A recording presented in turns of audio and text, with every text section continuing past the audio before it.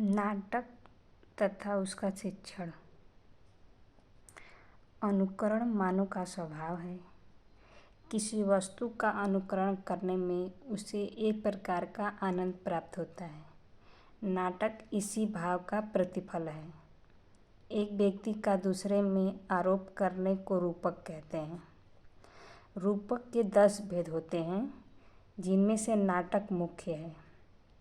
नाटक रूपक का एक भाग है, लेकिन अधिक प्रसिद्ध होने के कारण रूपक का पर्यायवाची बन गया है। नाटक की उत्पत्ति। नाटक शब्द की उत्पत्ति नट धातु से हुई है, जिसका तात्पर्य अभिनय है। वाणी अथवा इंगित से ही मानव अपनी भावनाओं को अभिव्यक्त करता है।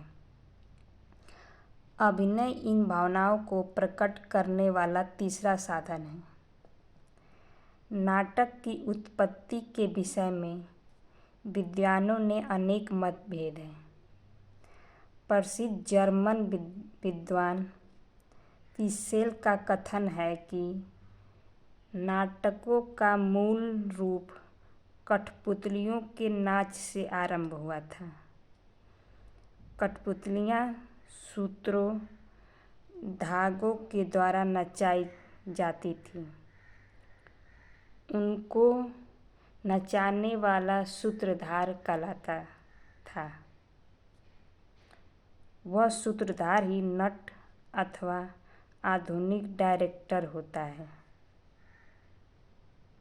डॉक्टर ल्यूडर्स का मत है कि छाया नाटकों से भारतीय नाटकों की उत्पत्ति हुई है।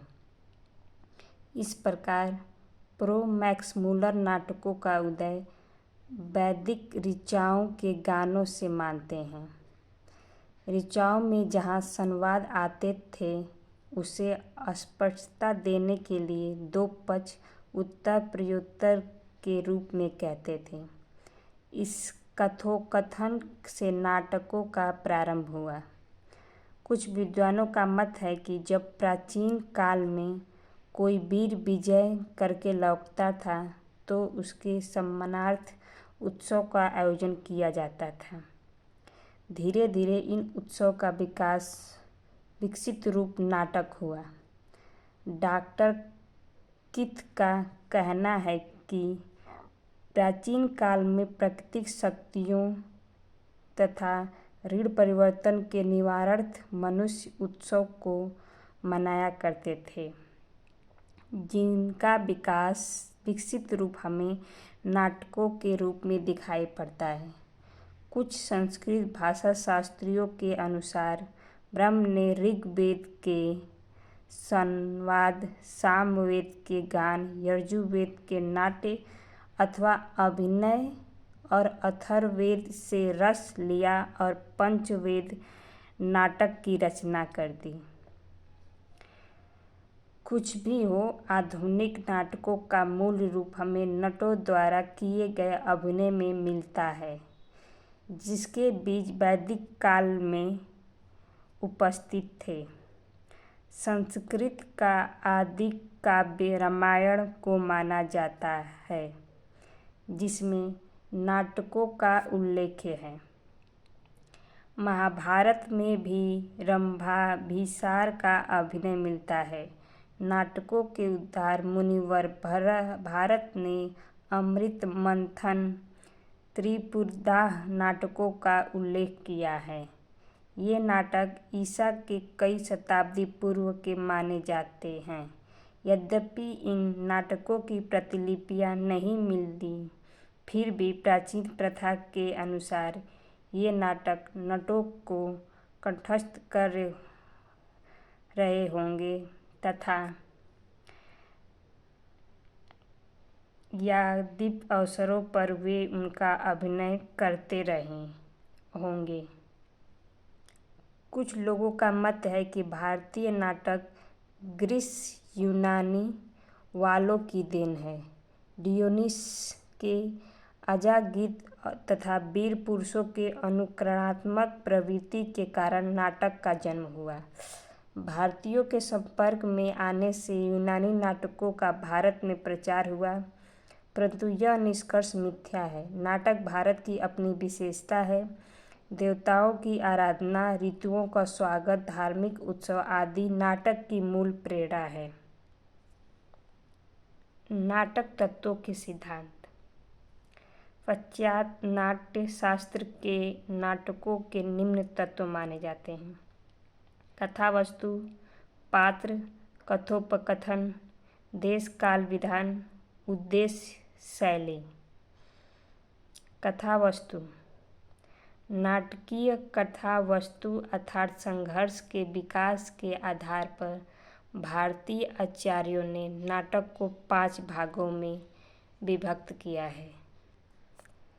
फर्स्ट है प्रारंभ, दूसरा है प्रत्ययन, तीसरा प्रत्याश, चौथा है नित्यत्पत्ति, पांचवा है फलागमन। प्रारंभ। नायक तथा नायिका के मन में किस प्रकार का फल प्राप्त करने की अभिलाषा उत्पन्न होती है और उसी अभिलाषा से नाटक का आरंभ होता है। प्रयत्न। फल की प्राप्ति के लिए जो क्रिया व्यापार होता है वह प्रयत्न कहलाता है। प्रत्याश। संघर्षों और विघ्नों पर विजय लाभ करते हुए जब उस फल के प्राप्त होने की आशा होने लगती है तब उसे प्रत्याश कहा जाता है। नित्यत्पत्ति। जब विघ्नों का नाश हो जाता है और फल की प्राप्ति निश्चय हो जाती है तब उसे नित्यत्पत्ति कहलाती है। फलागम। अंत में फल प्राप्ति पर फलागम कहलाता है। इस आधार पर पाश्चात्य आचार्यों ने कथा वस्तु को 5 भागों में विभक्त किया है। पहला है आरंभ, दूसरा विकास, तीसरा चरम सीमा, चौथा नियति, पांचवा समाप्ति। कथा वस्तु 2 प्रकार की मानी जाती है। पहला आधिकारिक, दूसरा प्रासंगिक। आधिकारिक जो आरंभ से अंत तक चलती है और प्रासंगिक जो आधिकारिक कथा वस्तु के साथ सहायतार्थ प्रसंगवश चलती है। भारतीय आचार्यों ने उपरोक्त 5 वर्गीकरण के अतिरिक्त 2 और बात का विवेचन किया है। पहला है अर्थ प्रकृति, दूसरा है संधि। अर्थ प्रकृति से अभिप्रेत है कथा वस्तु को प्रधान फल प्राप्ति की ओर अग्रसित करने वाले चमत्कारपूर्ण अंश जिनके भेद बीज, बिंदु, पताक, प्रकृति और कार्य। बीज।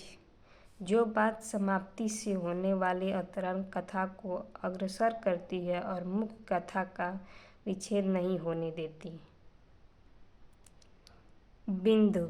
जो बात समाप्ति से होने वाली अवतरण कथा को अग्रसर करती है और मुख्य कथा का विच्छेद नहीं होने देती है। तीसरा पताका। एक बार आरंभ होकर अंत तक चलने वाली प्रासंगिक कथा को कहते हैं। प्रकृति।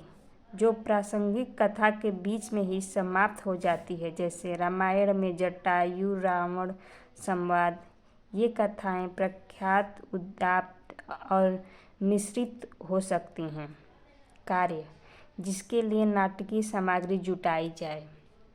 संधि। पूर्ववर्णित अर्थ प्रकृतियों और अवस्थाओं के परस्पर सहयोग से नाटक के 5 भाग बनते हैं जिन्हें 5 संधियों की संज्ञा दी गई है, जिनके नाम हैं मुख, प्रतिमुख, गर्भ, विमर्श और निर्वहन। अर्थ, प्रकृति, अवस्थाओं और संधियों का परस्पर संबंध निम्न तालिका से स्पष्ट हो जाता है। इसे बीज अर्थ है, इसका अवस्था आरंभ और संधि मुख्य है। बिंदु का अवस्था पर्यंत और संधि प्रतिमुख। पताका प्रत्याश, संधि गर्भ। प्रकृति अवस्था नियतत्पत्ति और संधि विमर्श। कार्य अवस्था फलागमन, संधि निर्वाण। भारतीय आचार्यों ने नाट्य अथवा अभिनय की दृष्टि से वस्तु के 2 मुख्य भेद किए हैं। पहला दृश्य, जिसका रंगमंच पर अभिनय किया जा सके जिससे निरंतर रस का उद्रेक होता रहे। सूची, जिसका कारण विशेष से रंगमंच पर प्रदर्शन किया जा सके जैसे स्नान, यात्रा, युद्ध आदि। परंतु भारतीय आचार्यों ने इससे ही संतुष्ट न होकर इसके श्राव, अश्राव अथवा नियति श्राव भेद किए। इस प्रकार के अभिनय को आंगिक, वाचिक, आहार्य और सात्विक भागों में विभक्त किया गया, जिनके अनुसार नाटकीय वृत्तियों के भी भारतीय, कैसिक, सात्विक और आर्यभट्टिक ये 4 बताए हैं। लेकिन आज तक इन तत्वों के अनुसार कोई भी नाटक खड़ा न किया जा सका। पात्र, जहाँ कथा वस्तु के प्रबंधन की दृष्टि से नाटक और उपन्यास में वैधानिक भेद है, वहाँ चरित्र के प्रदर्शन की दृष्टि से दोनों में और भी बड़ा भेद है।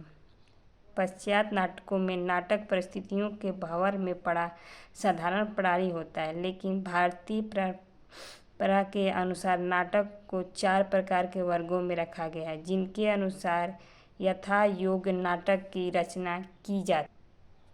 पहला, धीरोदत्त नाटक, धीर ललित नाटक, धीर प्रशांता नाटक, धीरोदत्त नाटक।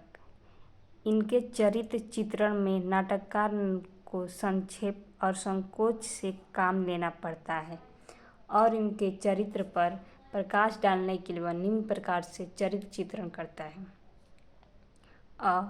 आकृति और वेशभूषा द्वारा, ब कथानुकथन अथवा वाणी द्वारा, स मति अथवा आशय द्वारा, द आत्मभाषण तथा विचारों द्वारा, य कार्य व्यापार द्वारा। चरित्र चित्रण को गरिमान्वित बनाने के लिए उसमें संवादिता, परिपूर्णता, प्रकाशता तथा दर्शनीयता होना अपेक्षित है।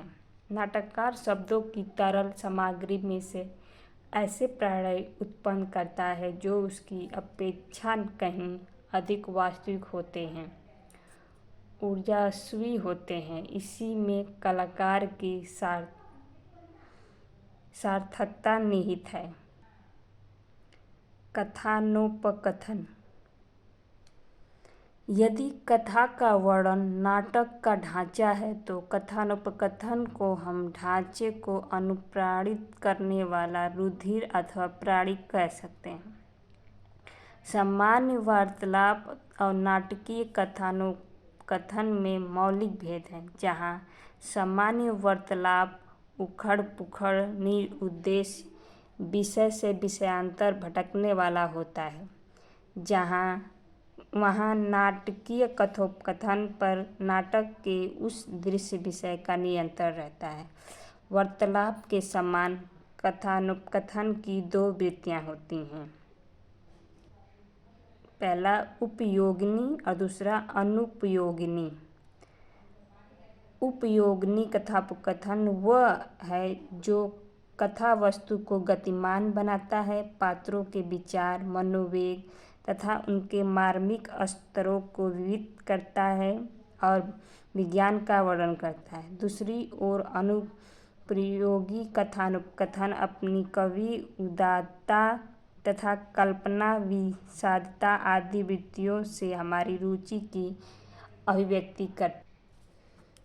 देश काल विधान, प्राचीन यूनानी आचार्यों ने यह सिद्धांत स्थिर किया कि आदि से अंत तक विशेष अभिनय किसी एक ही कृति के संबंध में होना चाहिए, किसी एक ही स्थान का होना चाहिए और एक ही दिन का होना चाहिए, जिसको संकलन क्रय के नाम से पुकारा जाता है। लेकिन वर्तमान काल के नाटकों और रंगशालाओं की वर्तमान भिन्नता के कारण अब वह संभव ही है और न इसकी आवश्यकता ही।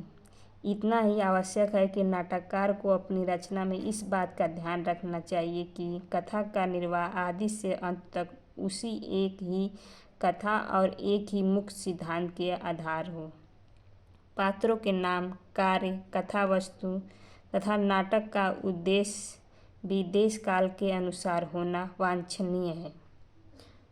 उद्देश्य: भारतीय नाटकों का उद्देश्य साधारणतः परंपरागत धर्म, अर्थ, काम तथा मोक्ष था। वे अधिकांश सुखांक ही होते थे। यद्यपि पाश्चात्य नाटक शास्त्र के प्रभाव के कारण मानव जीवन का कोई भी उद्देश्य आज इसका ध्येय हो सकता है, तथापि अंत आज भी सुखांत ही रखा जाता है, क्योंकि सुखांत नाटक में होने वाले परिमाण की नीतिमत्ता अथवा औचित्य को इसी जीवन में प्रत्यक्ष हुआ पाते हैं, जबकि दुखांत नाटक को परिमाण की नीतिमत्ता अथवा औचित्य को हम इस जगत के मापदंड में नहीं नाप सकते।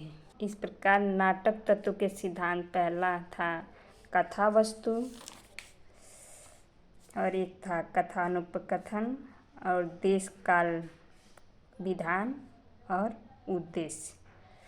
अगले वीडियो में नाटक, हिंदी नाटक का विकास पढ़ेंगे।